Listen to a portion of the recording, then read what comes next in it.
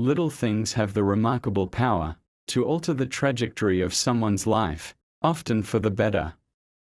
Transporting back to my elementary school years, a time when my introversion was at its peak, I remember standing on the outskirts of social circles, hesitant to engage with my peers.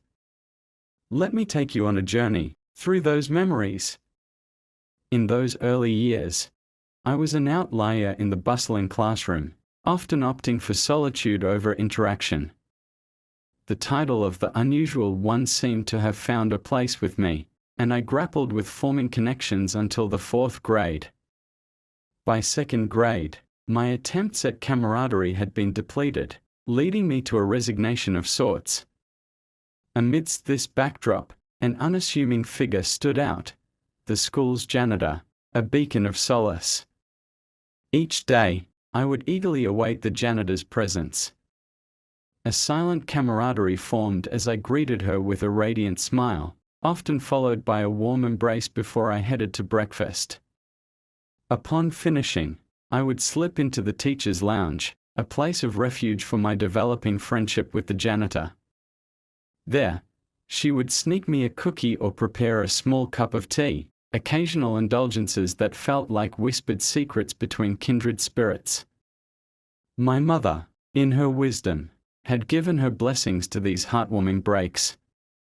These simple yet intimate moments became the highlights of my day, a comforting rhythm I could rely on.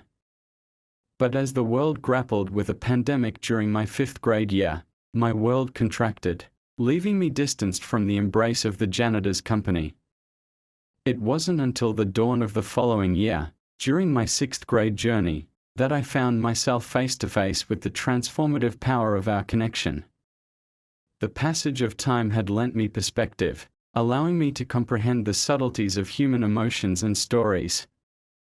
This time, the janitor shared a piece of her narrative, one marred by adversity and punctuated by resilience.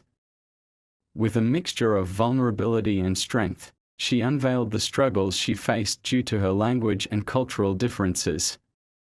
She recounted instances when she was met with disdainful glances and hurtful slurs from both students and colleagues alike. The pang of isolation she experienced in her workplace was palpable, a loneliness that seemed inconsolable. However, within the folds of her story lay a silver lining that left me awestruck and reflective. Among the moments of hardship, my unwavering presence had cast a ray of sunshine into her days. With tears welling up in her eyes, she confessed how my daily hugs had given her a reason to embrace her role anew, to face each day with renewed purpose. The depth of her emotions was unmistakable, transcending the language barrier that divided us. In that moment, the significance of my seemingly trivial gestures was unveiled, revealing the profound impact they had on her world. This revelation spurred within me a profound understanding of compassion's potential.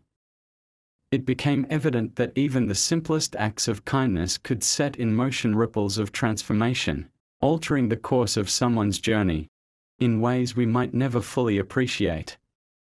As the years continued to unfurl, my bond with the janitor grew stronger. Our interactions served as a living testament to the potency of human connection, surpassing the boundaries of language and convention. It was a relationship founded not on words, but on the essence of shared emotions. This tale stands as a poignant reminder of the unassuming yet formidable power of our actions. Whether in the form of a genuine smile, a reassuring hug, or a fleeting moment of companionship, we possess the ability to reshape the contours of another person's existence. The influence of these seemingly small encounters extends beyond their immediate impact, leaving an indelible mark on the hearts and minds of those we touch. Amid the complexities of our lives, let us remain mindful of the extraordinary influence we hold in our everyday interactions. As we traverse our individual journeys, let's infuse our actions with kindness, compassion, and empathy. For we are all participants in the intricate tapestry of existence, capable of weaving threads of positivity that have the potential to brighten someone's day, or even alter the trajectory of their life. So, let us never underestimate the significance of these seemingly ordinary moments, for they possess the extraordinary ability to instill hope, comfort, and inspiration, one gesture at a time. From a young age, Jack possessed a unique ability that set him apart from others. The ability to perceive things beyond the realm of ordinary human senses. Shadows would dance at the periphery of his vision, and elusive voices would murmur in his ears, a surreal symphony only he could hear. In his early years, he managed to relegate these sensations to the confines of his imagination, effectively ignoring their unsettling presence. It wasn't until the passage of time had etched lines of maturity upon his brow that Jack began to realize the true nature of these apparitions. One fateful day, a sight unlike any he had ever witnessed emerged before him. A dark, swirling mass of energy, pulsating with an ethereal power, materialized within his gaze. Its voice, a sibilant whisper, infiltrated his thoughts, refusing to relent. Jack's initial response was one of fear, an instinctual urge to retreat from this alien entity. He tried, with all his might, to relegate it back to the shadows from whence it came, but its tenacity was unwavering. It lingered, a persistent presence lurking at the edge of his vision, a constant murmur in his mind. As days turned to weeks, the intrusion of this enigmatic being began to cast its malevolent shadow over every aspect of Jack's life. His relationships began to fray, like the fragile threads of a web in a tempest. Friends who once stood by his side were now puzzled by his distant demeanor, his perpetual state of preoccupation. They reached out, extending hands of concern.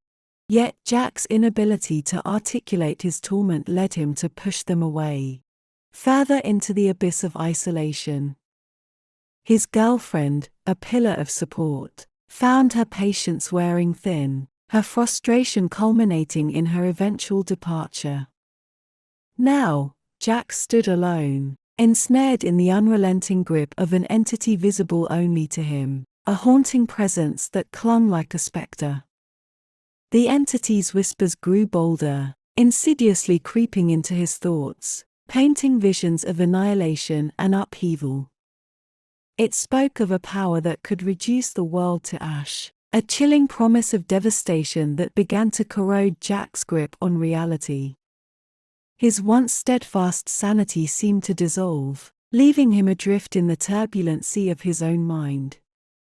But within this maelstrom of despair, a spark ignited, a realization that he could no longer merely ignore the entity. His survival demanded confrontation. The entity had to be banished back to its obscurity.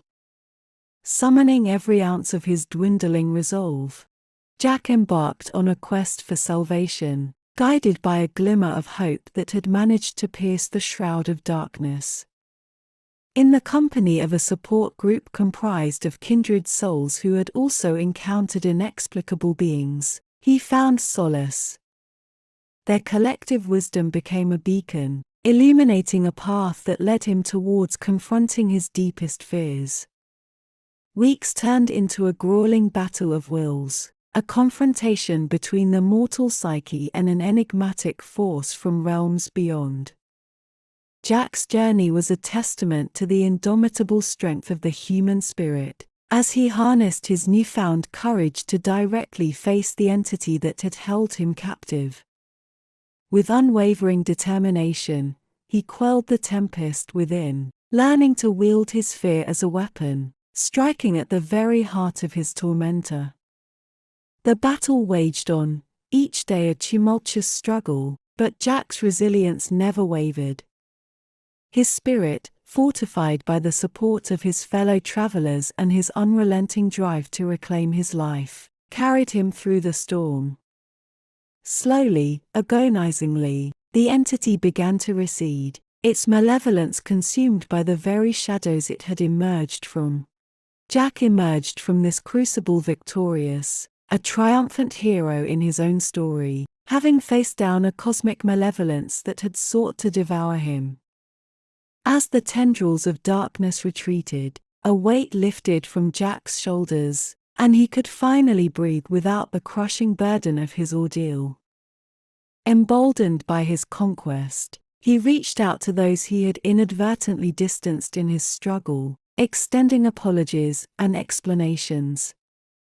Friends and family, initially puzzled and hurt, now listened with compassion, understanding the profound battle he had waged in the recesses of his mind.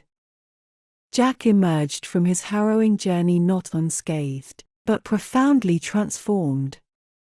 He had stared into the abyss and emerged with a newfound resilience, a strength born from the crucible of his fears.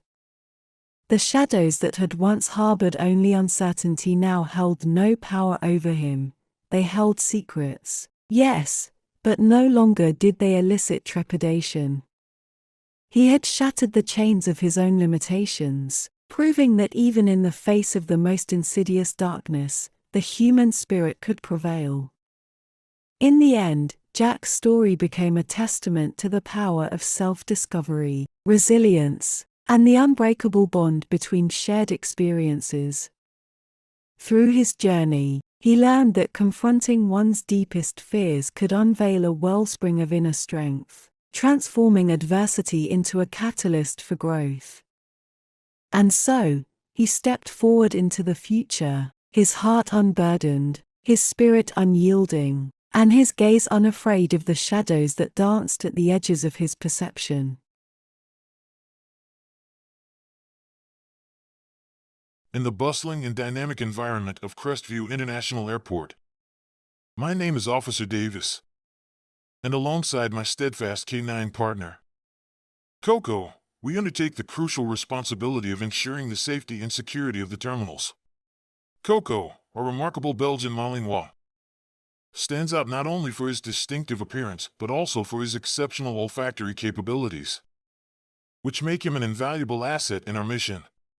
On a particularly busy evening, the atmosphere in the airport was alive with the energy of travelers from diverse backgrounds. Conversations in a multitude of languages echoed through the corridors as people embarked on journeys for various purposes, be it business trips, vacations, or family reunions. Amidst this lively backdrop, Coco and I patrolled with a shared sense of purpose, vigilant in our duty to protect. Suddenly, a sense of urgency crackled over the radio. An unattended suitcase near one of the departure gates had triggered alarms. Without hesitation, I commanded Coco, and he leaped into action, his senses on high alert. Amid the bustling crowd, Coco's training took over as he expertly weaved through travelers, his nose diligently at work. As Coco approached the abandoned suitcase, his demeanor changed significantly. His posture grew rigid, his ears perked up, and his tail wagged with a sense of purpose. These subtle cues communicated that Coco had detected something significant within the bag. Trusting his instincts honed through rigorous training, I acted swiftly, securing the area and requesting immediate assistance. Coco remained fixated on the suitcase, his senses focused on its contents. The tension in the air was palpable as a specialized bomb disposal unit, donned in protective gear, arrived on the scene. Working meticulously, the experts approached the bag cautiously, well aware of the potential danger that lay within. Throughout this tense operation, Coco's presence was a source of comfort, his steadfast companionship a reminder of the unbreakable bond we share. The meticulous work of the bomb disposal experts uncovered a chilling truth. The suitcase harbored a complex and dangerous explosive device. Time seemed to slow as the professionals carefully disarmed the threat, all the while under the watchful gaze of Coco, whose piercing eyes never left their determined faces. Finally, after what felt like an eternity, a collective sigh of relief swept through the airport as the threat was neutralized. Coco had played a pivotal role in alerting us to the imminent danger, and his dedication had proven instrumental in averting a potential catastrophe. Overwhelmed with gratitude for Coco's unwavering courage, I found myself expressing my emotions openly, showering him with praise and affection. Word of Coco's heroic act spread like wildfire, transcending the boundaries of Crestview. His image graced posters, billboards, and news articles, becoming a symbol of bravery and resilience. Coco's story resonated deeply, serving as a testament to the vital contributions of both the police force and their loyal canine partners in maintaining public safety. In the vast and bustling corridors of Crestview International Airport, Coco's legacy would forever endure, a testament to the incredible power of partnership and the extraordinary potential found in the unbreakable bond between a human officer and his devoted canine companion. A while back, my friend, who happens to be an accountant with his own firm, had a client who owned 4 different clubs and bars across 2 cities. This client, whom we'll call Scott, had a reputation for being shady and slow on payments. I was also a regular customer at one of Scott's bars, which hosted a weekly poker game I enjoyed. One day, while having a few beers at my friend's house, he vented about a non-paying client, reluctant to reveal the client's identity. However, the outstanding sum was significant, and it was clearly bothering my friend. Eventually, he divulged the name, Scott, and shared the frustrating experience of unpaid dues. I expressed my surprise and mentioned that one of Scott's bars, which I frequented, always seemed busy. I told my friend about Scott's new cash discount scheme offering a 15% discount for cash payments, which had caught my attention. My friend seemed intrigued and noted it down. A few weeks later, my friend reached out to me, asking if I was planning to attend Scott's bar for the poker game. I confirmed, and he requested to join. We had a few drinks, played poker, and, as it happened, lost our money. Given that my house was closer, my friend decided to spend the night there. During our journey, he unveiled his theory. He suspected that Scott was significantly underreporting his revenue. The cash discount, my friend reasoned, was likely a means to accept cash payments and conceal them. He intended to conduct a thorough examination of Scott's finances. My friend's plan involved visiting all 4 of Scott's establishments to gather information on pricing, alcohol purchases, and the revenue Scott claimed. He had access to various financial details and used this information to reveal that Scott was likely underreporting his sales by 35% to 40%. Delving deeper into Scott's records, he uncovered a pattern of underreporting spanning several years, suggesting that Scott had consistently underreported earnings by 20% to 25%. The evidence pointed to an inconsistency between Scott's product consumption and his claimed revenue. This meant that Scott was underreporting sales to his accountant, consequently underreporting earnings to the IRS. By this point, Scott owed my friend thousands of dollars, an amount that could purchase a brand new motorcycle, although my friend never provided the exact figure. Instead of pursuing repayment from Scott, my friend decided to seek retribution through the IRS whistleblower program. He estimated that Scott had underreported his revenue by millions over the years, with whistleblower fees from the IRS potentially exceeding the amount Scott owed him. The IRS typically awards whistleblowers between 15% to 30% of the collected funds. Assisted by a lawyer, my friend compiled evidence of Scott's underreporting and submitted a whistleblower report to the IRS. Concurrently, he terminated Scott as a client due to non-payment. Legal proceedings ensued, involving extensive negotiations and discussions. Ultimately, the IRS took decisive action against Scott, uncovering an estimated $4.5 million in unreported income. While my friend never disclosed the exact amount recovered by the IRS, it was clear that the consequences for Scott were severe. His businesses were no longer under his ownership, and my friend stood to receive a significant whistleblower reward. The exact sum was subject to what the IRS managed to recover, potentially ranging from $675,000 to $1.3 million.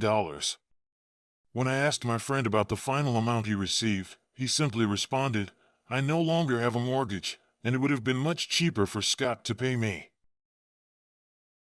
In the charming coastal town of Pass Christian, Mississippi, in the 1980s, my father, a true connoisseur of petty revenge, had a knack for biding his time until the perfect moment presented itself. He would often say he was waiting in the gap, poised for that opportune instant to strike back. These moments sometimes took years to come to fruition, but he would always find a way to get back at those who irked him. One character who frequently drew my father's ire was a certain Tony, a cantankerous old braggart who always felt the need to one-up everyone around him. The local coffee shop was the stage for Tony's endless stories and boasts, where retirees gathered to chat and sip coffee. Over time, my dad grew weary of Tony's antics.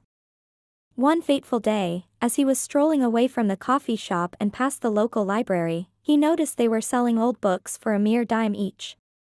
This was an opportunity he couldn't resist, as he hatched a plan. Returning home with a handful of these old books, he settled in to execute his scheme. As he watched his evening television shows, my father inscribed each book with a clever message: if found, $5 reward if returned to Tony Baird at 307 Gerard Street, etc. The next phase was deliberate and patient. Every time he left the house, he'd slip a few of these modified books into his bag. On his way out, he'd casually drop one on a bench, in a waiting room, or wherever he found an opportunity. This covert operation went on for months, the pieces of his plan slowly falling into place.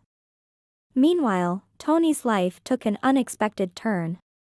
He began receiving knocks on his door at all hours of the day and night.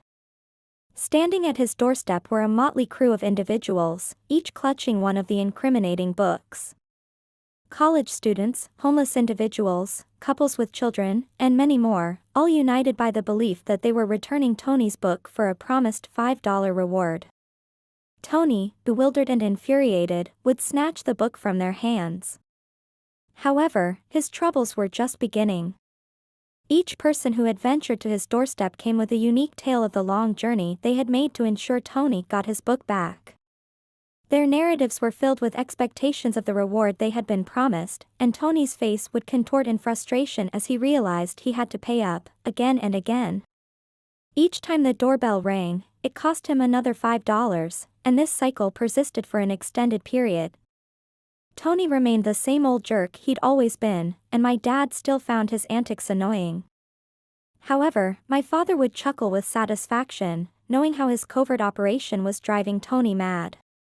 But that's not where the story ends. My father had one more trick up his sleeve. He decided to conduct some research and discovered that Tony had a passion for collecting antique coins. With this newfound knowledge, my father discreetly placed a unique, rare coin on Tony's doorstep, along with a handwritten note that read, "A token of appreciation for your kindness."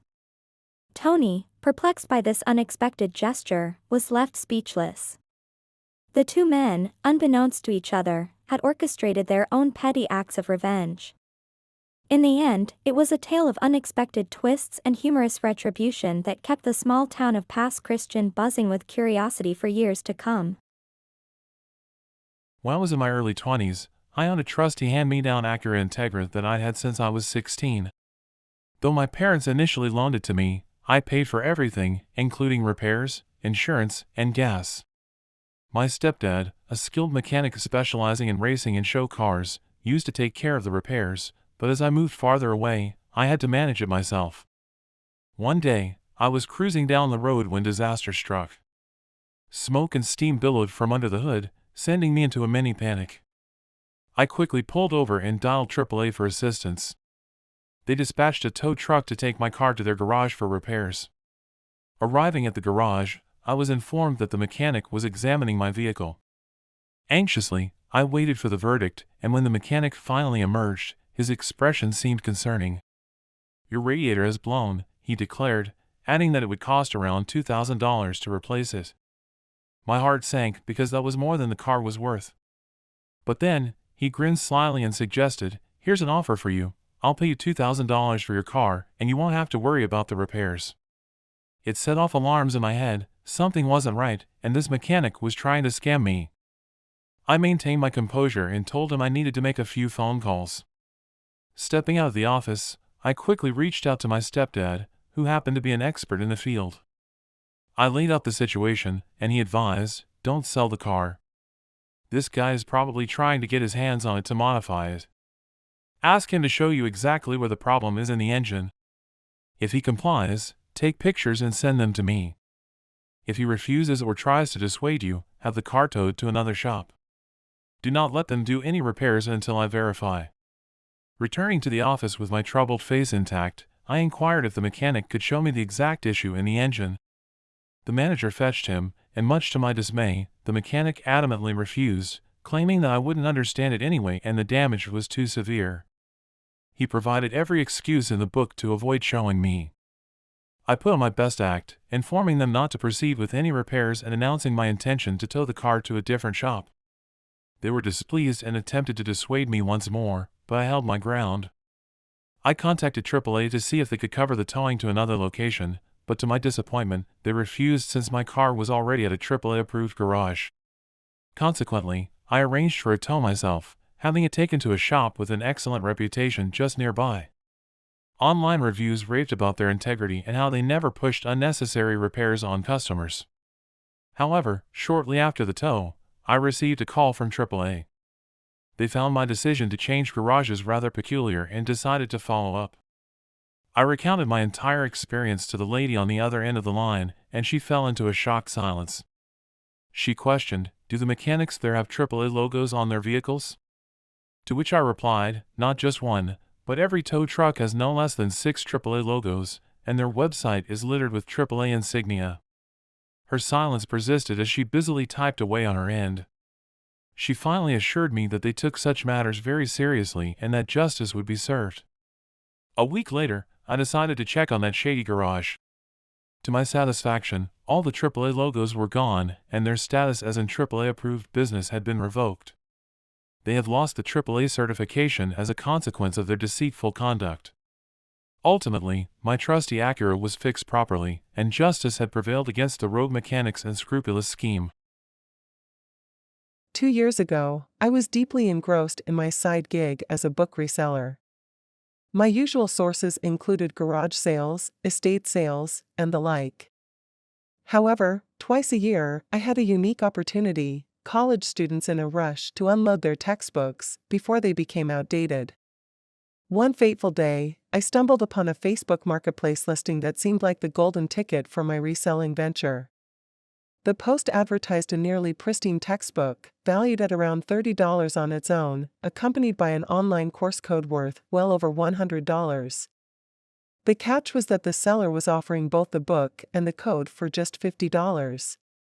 Intrigued by this potential windfall, I exchanged a few messages with the seller to confirm the product and the price. Before I knew it, I was in a mall parking lot, a mere 20 minutes away, ready to complete the transaction. I handed over the cash, and she handed me just the book. My heart sank.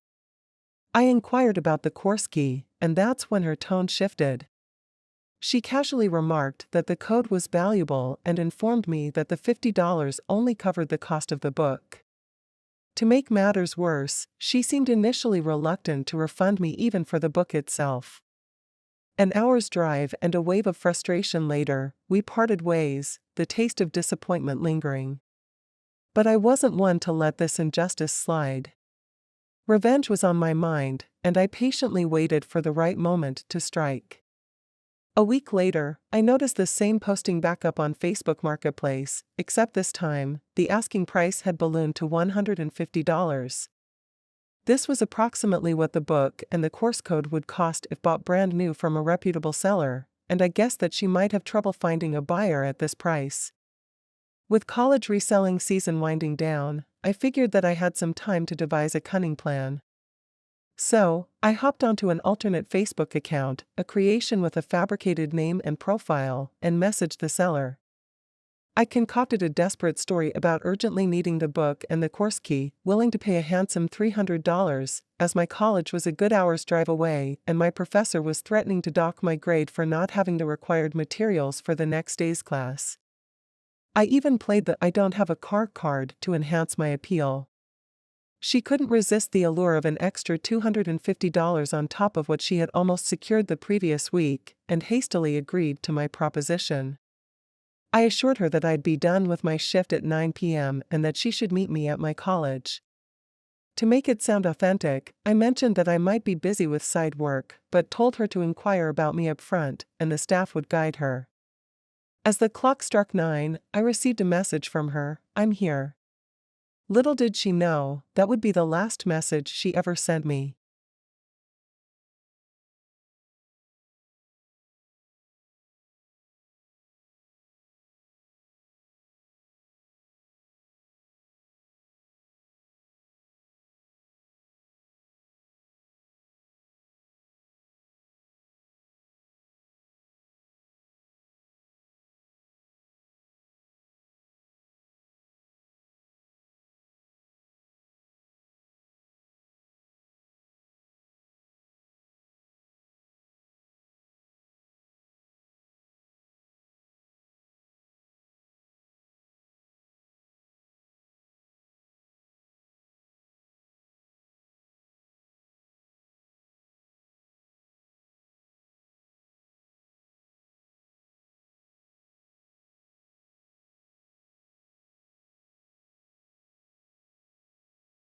My wife and I had recently welcomed our second child and moved into a duplex in a fantastic neighborhood that even had its own playground.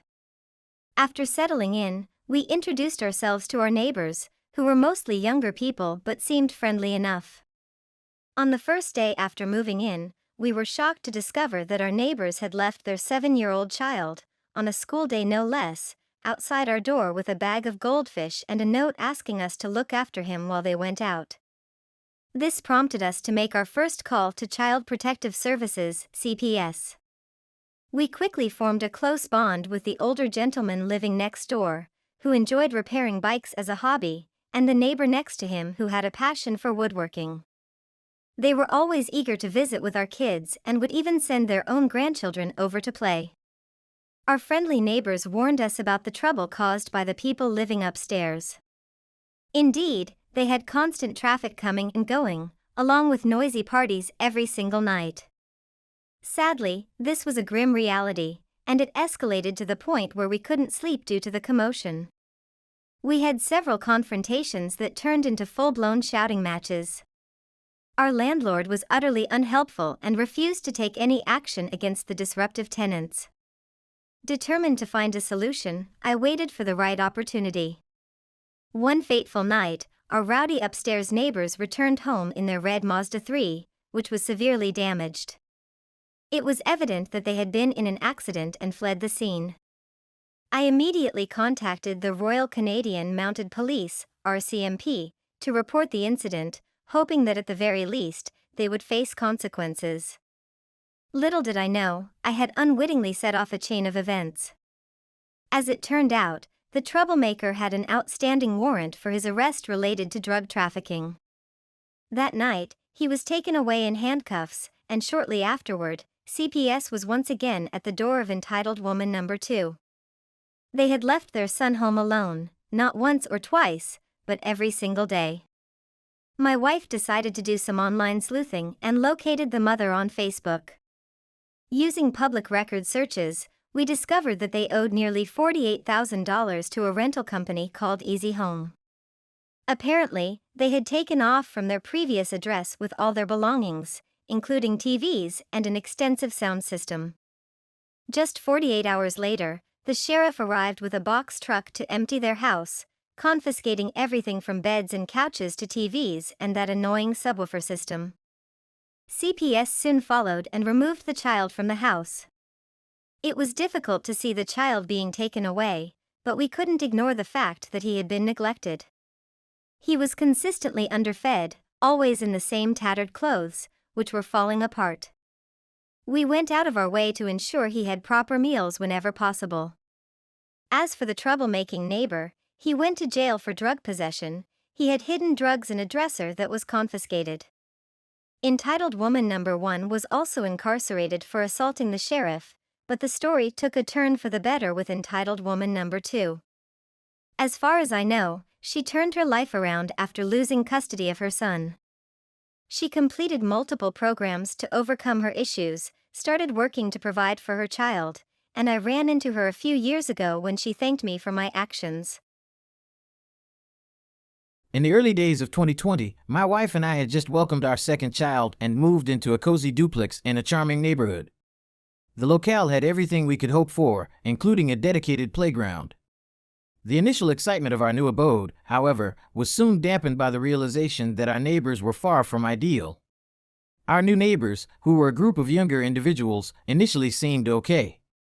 But it didn't take long for their true colors to emerge.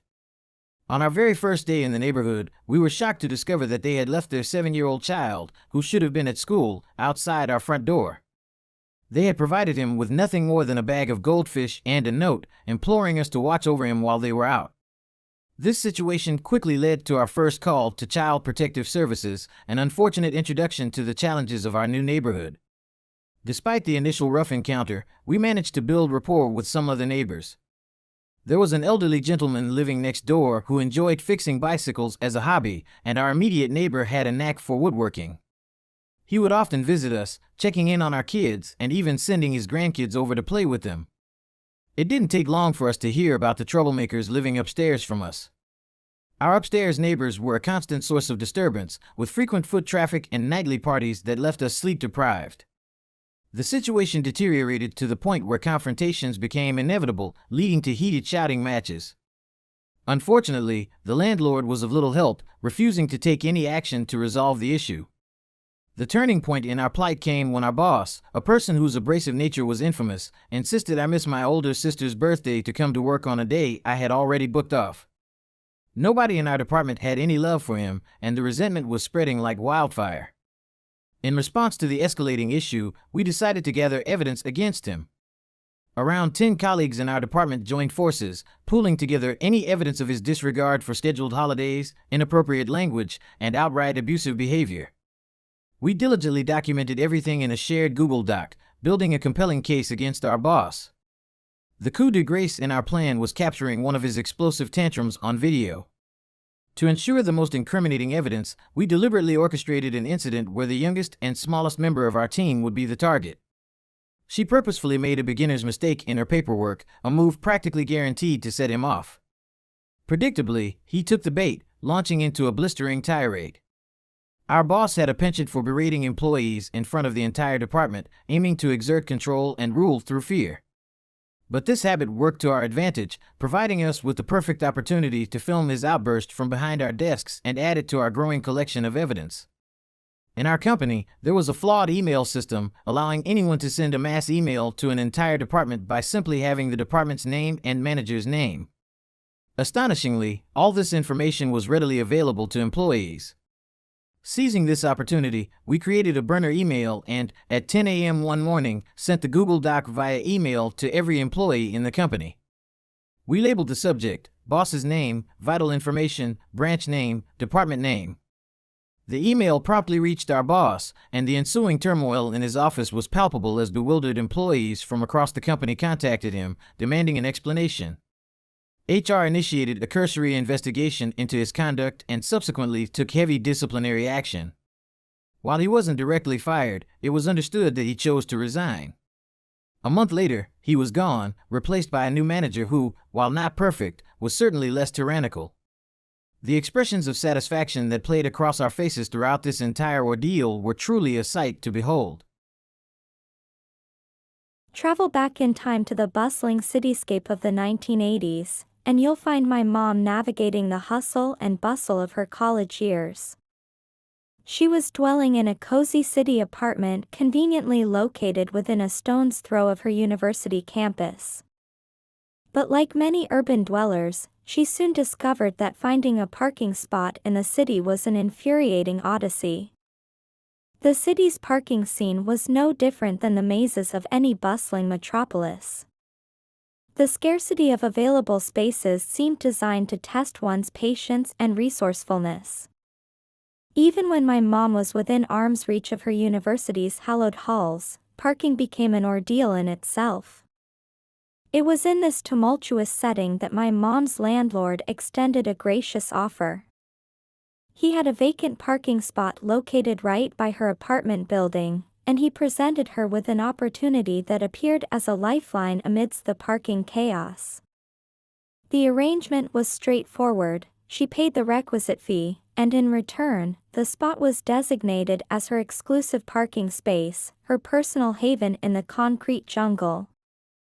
A small plaque bearing her license plate number would guard her territory, signaling to all that it was indeed claimed.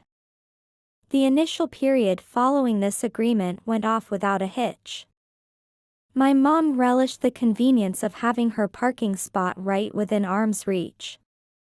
It was the ideal solution to the infamous city parking hassle, granting her a daily victory against the urban grind. Her daily routine flowed seamlessly, and it seemed that she had finally found a city life hack to call her own.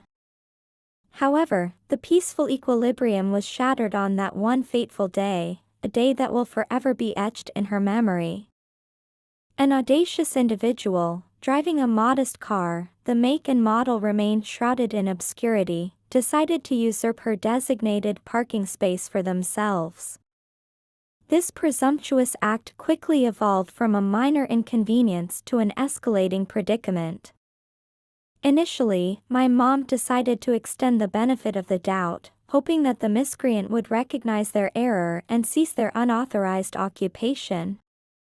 But as days turned into weeks, and she found herself embarking on nightly quests for an elusive parking spot, it became evident that decisive action was necessary. My mom contacted her landlord, harboring hope that a swift resolution would soon be in the offing. To her disappointment, the landlord swiftly shifted the responsibility elsewhere, suggesting that he had no authority over the parking logistics of the building.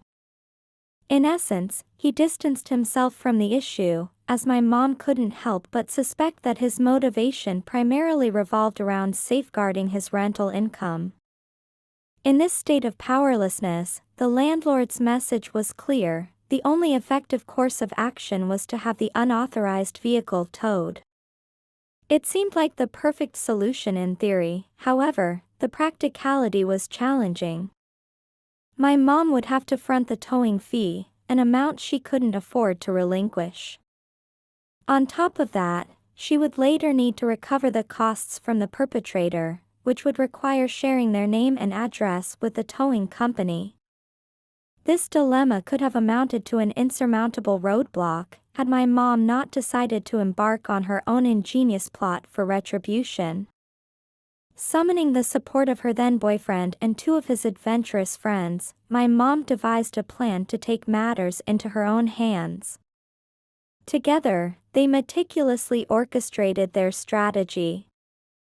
They selected a day when the miscreant once again ventured into her parking space, ensuring that no onlookers were present to witness their clandestine operation.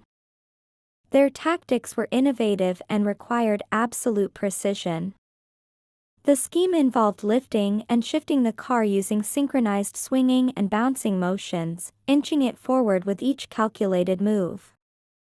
Hours of painstaking effort saw the car gradually relocating from my mom's designated spot to the heart of the parking lot, a space that was not encroaching on anyone else's turf but rather occupying the central road within the parking lot.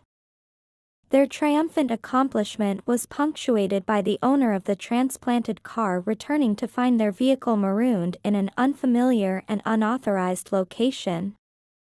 Understandably, it wouldn't be long before the local law enforcement paid a visit, serving the driver with a parking ticket as a modest but unmistakable reminder: there were more suitable spaces for parking adventures. The audacious parker dared not infringe upon my mom's parking territory again, and the city's parking scene reclaimed a semblance of order, with the parking spot returning to its rightful owner. Years ago, my wife and I embarked on the journey of marriage, filled with anticipation and optimism.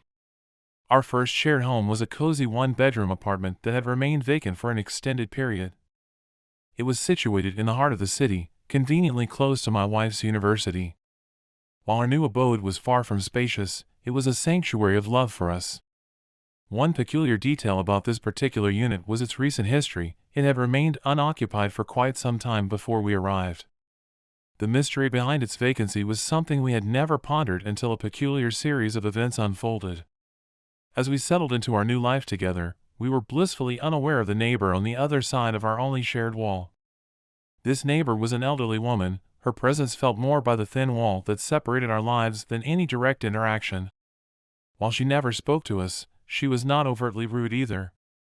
We had hoped that our little apartment would serve as the backdrop for a beautiful chapter in our lives. However, we soon discovered that peace would not come as easily as we had imagined. The first ripple of disturbance in our newfound tranquility came in the form of a formal notice. It stated that a complaint had been lodged against us for excessive noise. This development left us scratching our heads in bewilderment. It was puzzling because we were a young couple who preferred a serene environment. We never hosted parties at our place. Instead, we often went out to socialize. This left us at a loss as to what might have triggered this complaint. We promptly contacted the apartment management office to address this mysterious grievance. Their response was reassuring, as they dismissed it as a probable misunderstanding. However, the situation escalated rapidly. About a week later, we were met with an unexpected visit from the local police. Perplexed, we opened the door to the officers, who explained that a neighbor had lodged a complaint against us for being excessively loud.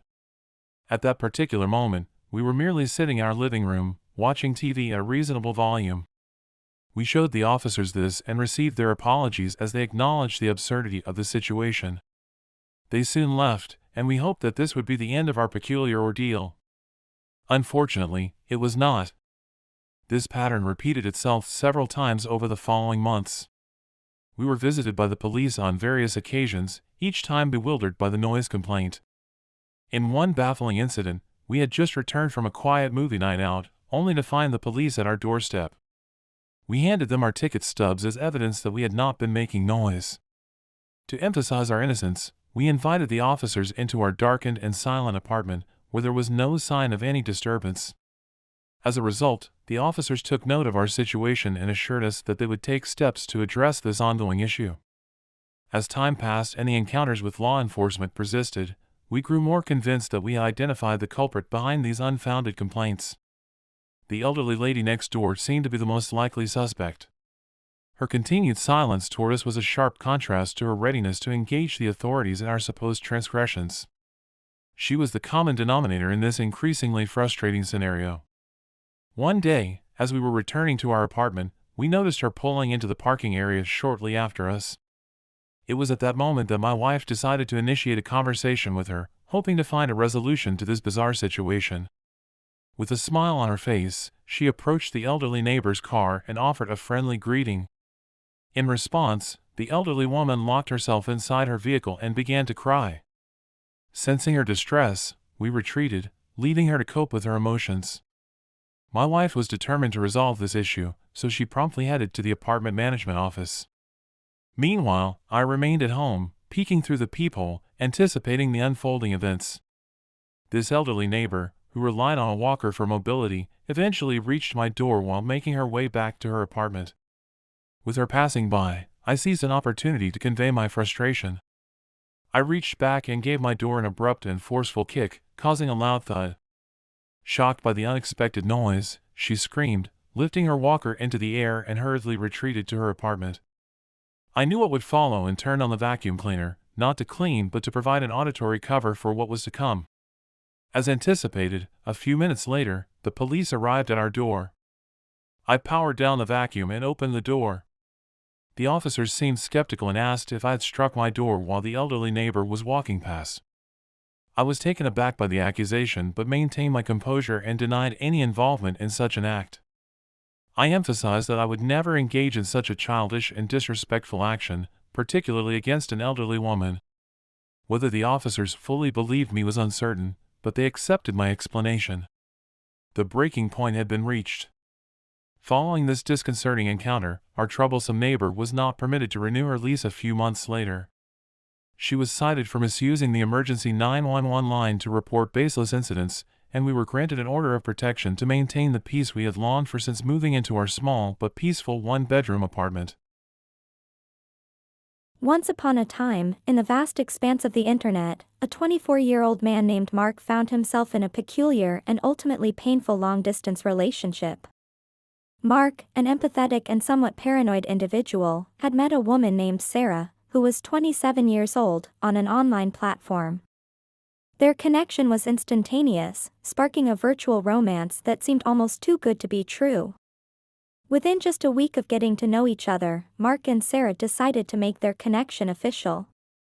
They spoke for hours on end, their conversations filled with dreams of a future together. From the outside, their relationship appeared promising, but as time passed, Mark couldn't help but notice some curious and bewildering behavior on Sarah's part. Sarah, for all her affection and talk of a future together, displayed a peculiar pattern in her communication. She would often call Mark, but always when she was on her way to or from school or work. Their conversations were heartfelt, but they had an air of secrecy to them. What puzzled Mark even more was that, each time Sarah arrived at her destination, she would promptly end their calls. As days turned into weeks, another pattern emerged. Sarah would occasionally go completely silent for days, citing mental health reasons. Mark, who himself had battled depression and understood the challenges it posed, was initially understanding. He gave her the space and support she needed. Little did he know that her silence wasn't due to her mental health but rather a cover for time spent around people whom she couldn't risk knowing about their relationship. This secret-keeping behavior weighed heavily on Mark. He yearned for the honesty and openness that should be the cornerstone of any relationship. Then, the unthinkable happened. Silence. For over 3 weeks, Mark received no messages or calls from Sarah. He was distraught, his paranoia intensifying. Driven by a nagging need for answers, Mark decided to embark on some digital detective work. He scoured the vast realms of the internet, searching for any trace of her existence beyond their usual communication platforms. His hunt led him to the holy grail of online presence, Facebook. Lo and behold, there it was. Sarah's Facebook profile, a silent witness to a part of her life she had never shared.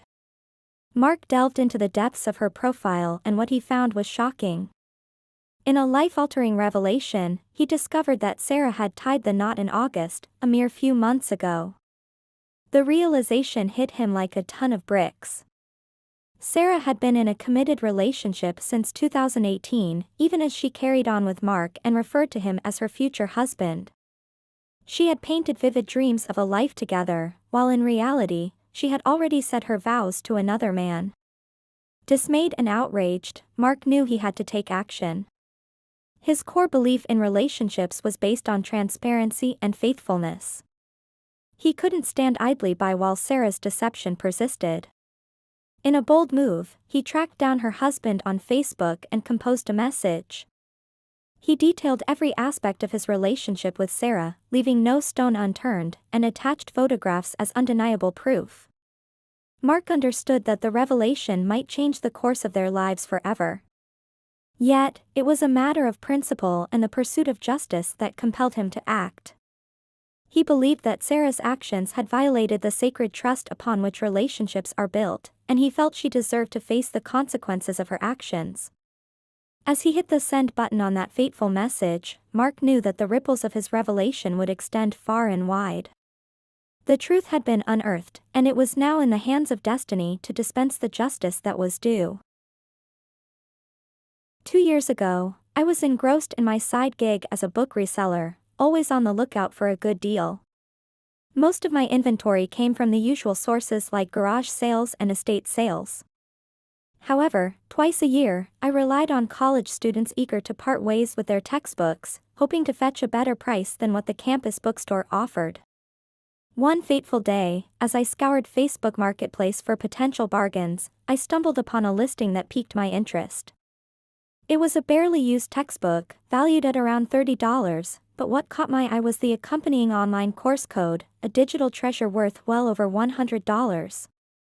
The post explicitly stated that both the book and the code were available for the combined price of $50. After a series of messages to confirm the details, I found myself just a 20-minute drive away from the meeting point, a mall parking lot. With cash in hand, I eagerly awaited my treasure. As the exchange unfolded, I handed over the money, and in return, she handed me the textbook. It was at this moment that my excitement was extinguished like a candle in the wind. There was no sign of the valuable course code. I inquired about the missing code, puzzled by its absence. She replied nonchalantly, "I just realized how valuable that is, so this is just for the book." I was taken aback. This was not the deal I had agreed to. I had driven an hour each way for this transaction, and I was not about to accept this blatant deception. Initially, she even resisted returning my money for the book, leaving me flustered. After a frustrating back and forth, I eventually got my money back, and we parted ways. While this kind of deceit wasn't entirely uncommon on platforms like Facebook Marketplace, it left a sour taste in my mouth. An hour later, I couldn't resist the urge to check if the listing was still up. To my surprise, it was back, but this time with a price tag of $150. This was roughly the cost of the book and the online course code if purchased new from a reputable seller. I decided it was time to turn the tables. I hopped onto an alternate Facebook account, complete with a fake name and profile, and messaged her. I concocted a story about my urgent need for the book and course code, claiming that my professor was threatening to deduct a letter grade if we didn't have the book for an impending class. To make it more convincing, I added the element of not having a car and being unable to travel to her location. Driven by the prospect of an extra $250 on top of her previous asking price, she immediately agreed to my proposal. I informed her that I'd be off work by 9 p.m. and suggested we meet at the designated location. The cash would be in my possession, ready for the exchange. I also mentioned that if I didn't respond promptly, I was likely tied up with work, but she should ask for me at the front, and they would direct her to me. As the clock struck 9 p.m., I anxiously awaited her message, wondering how this clever twist of fate would unfold. Then, a notification popped up, and her message read, "I'm here." Little did she know that this would be the last interaction we'd ever have. In the realm of online bargains, this was a story of revenge served as sweet as any deal I'd ever struck. Years ago, when I was just 20, I started my job as a teller at Wells Fargo. The branch I worked at was quite unique, situated in a long, narrow building referred to as a trailer. This branch was designed exclusively for drive-through banking, adjacent to the main bank. It featured 8 drive-up windows and 2 pull-up spots for business clients, conveniently located right on the building. Picture it as if you were at a Sonic fast food drive-through. On a typical day, it took at least 5 of us to manage this branch efficiently, but one fateful day was far from ordinary. My boss decided to let everyone go to lunch at once, except for 3 of us, myself, Kim, and Jessica. This unfortunate turn of events meant I had to handle half of the trailer completely by myself, which entailed managing for drive-through lanes and the merchant pull-up. Working with merchants was typically time-consuming since they often made substantial cash deposits, which required careful counting and processing. On this particular day, Kim and Jessica simply didn't feel like working. They sat idly by as I struggled to help 5 separate customers simultaneously. Jessica, in her seemingly infinite wisdom, decided to chime in and urge me to hurry up as people were waiting. I looked at her in sheer disbelief, astounded by her audacity. I implored her to assist, but Kim remained seated, casually observing the chaos unfolding before her. Fueled by frustration and overwhelmed by the impossible workload, I lost my temper and called Jessica a derogatory name. My boss, regrettably oblivious to the lack of proper scheduling on her part, returned from her lunch break, only to be met by Jessica's immediate complaints about me. Predictably, I ended up with a write-up. My boss displayed little concern for the extenuating circumstances, and ultimately, my unfamiliarity with the role, as it was my first teller job ever. Fast forward to a few years later, and I decided to open an account at a local credit union. It was an account intended for my discretionary spending, but after neglecting it for about a year, I discovered it had slipped into the negative. Somehow, I couldn't even remember how it happened, but the balance was a meager -$3. Determined to resolve the matter, I visited the credit union. As I approached the counter to address the issue, there she was, Jessica. To my dismay, she immediately recognized me. I began explaining my situation to another teller, who proceeded to look up my account and call a number for assistance. This was the moment Jessica saw an opportunity to embarrass me, and she seized it. In an attempt to humiliate me, in front of at least 4 other account holders in the small lobby, she leaned over the teller assisting me and loudly declared, "Her account is in the negative, she needs to pay that first," all while glaring at me with a wicked smirk. I decided that enough was enough. With determination and poise, I let the teller complete the call and sort out my account. I managed to restore the balance to around $100, which, though not a significant amount, served its purpose as my fun money account. As I walked out the door, I bumped into the branch manager. I took the opportunity to recount my encounter with Jessica and informed her that I was contemplating closing my account over the ordeal. Approximately 2 hours later, I received a phone call from the branch manager. She was profusely apologetic and informed me that Jessica had been let go. Apparently, my complaint wasn't the first, and Jessica had displayed unprofessional behavior on several occasions. Justice had been served, and I couldn't help but feel a sense of vindication. In my early 20s, I unwittingly fell into a tumultuous relationship with a man named Mike. Despite being 21 years my senior, he had a charismatic charm that initially drew me in. Our connection was intense, and it didn't take long before we decided to commit to a relationship, despite the glaring age gap. When we first got together, Mike introduced me to his furry companion, a vibrant and lively cat named Tigger. It was a peculiar beginning to a relationship, as I soon realized that this feline would play a substantial role in our lives together.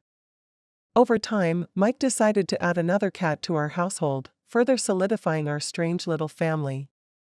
As our relationship deepened, so did my bond with my cat, who I had grown incredibly fond of. Tigger's playful antics and affectionate purring provided solace in a relationship that was beginning to show its darker side. Mike's controlling and manipulative tendencies had begun to surface, but I remained in denial, hopeful that things would improve. However, one day, tragedy struck. My beloved cat Tigger went missing, leaving a void in my life. I was heartbroken and inconsolable. Yet, Mike, in his characteristic manner, responded with a shocking ultimatum. He demanded that I get over the loss of our cat quickly or face the dire consequence of the end of our relationship. The threat of losing him was devastating to my younger, more vulnerable self.